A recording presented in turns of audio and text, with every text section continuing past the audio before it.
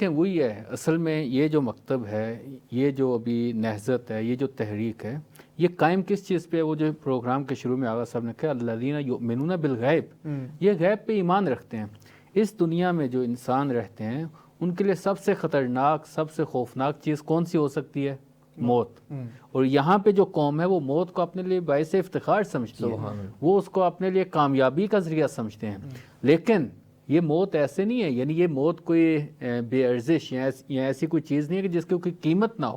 یہ موت اس مقابلے میں ہے کہ ان کو استقلال ہو، یہ عزت و وقار کے ساتھ جئیں، یہ کسی کے غلام نہ بنے۔ یعنی خداوند عالم نے جو ہے وہ انسان کو حر پیدا کیے، آزاد پیدا کیے، تاکہ وہ آزادی کے ساتھ دین خدا پہ عمل کرے۔ لیکن یہ جو استعماری سوچ ہے، استعماری سوچ یہ ہے کہ اس دنیا میں وہ کچھ ہوگا، وہ جو ایک اصطلاح بھی یوز کرتے ہیں کہ مثلا جو ہے وہ ایک ہی آرڈر ہونا چاہیے پوری دنیا میں، ہاں وہ کہتے ہیں کہ ہمارا آرڈر ہو، لیکن یہ کون سا آرڈر ہے؟ یہ ہوا و ہوس کا آرڈر ہے، یہ کسی مکتب کا آرڈر نہیں ہے، یہ منافع اور مفادات کا آرڈر ہے۔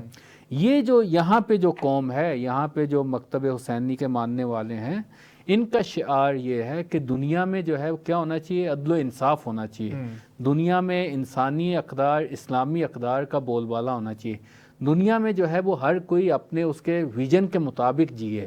یعنی یہ ایسا ویژن ہے کہ جس کے لیے خداوند عالم نے دنیا کو خلق کیا ہے۔ وہ جو قرآن مجید میں خداوند عالم فرماتا ہے وَمَا خَلَقْتُ الْجِنَّ وَالْإِنسَ إِلَّا لِيَعْبُدُونَ، یعنی وہ خداوند عالم کی عبادت کا مطلب کیا ہے کہ آپ کسی بندے کی عبادت نہ کریں، آپ کسی طاغوت کے سامنے نہ جھکیں، آپ کسی فرعون کے سامنے نہ جھکیں، اس لیے کہ جب آپ فرعون کے سامنے جھکیں گے پھر آپ اس کی بات بھی مانیں گے، جب فرعون کے سامنے جھکیں گے پھر آپ جو خدائی معیارات ہیں ان سے پیچھے ہٹیں گے۔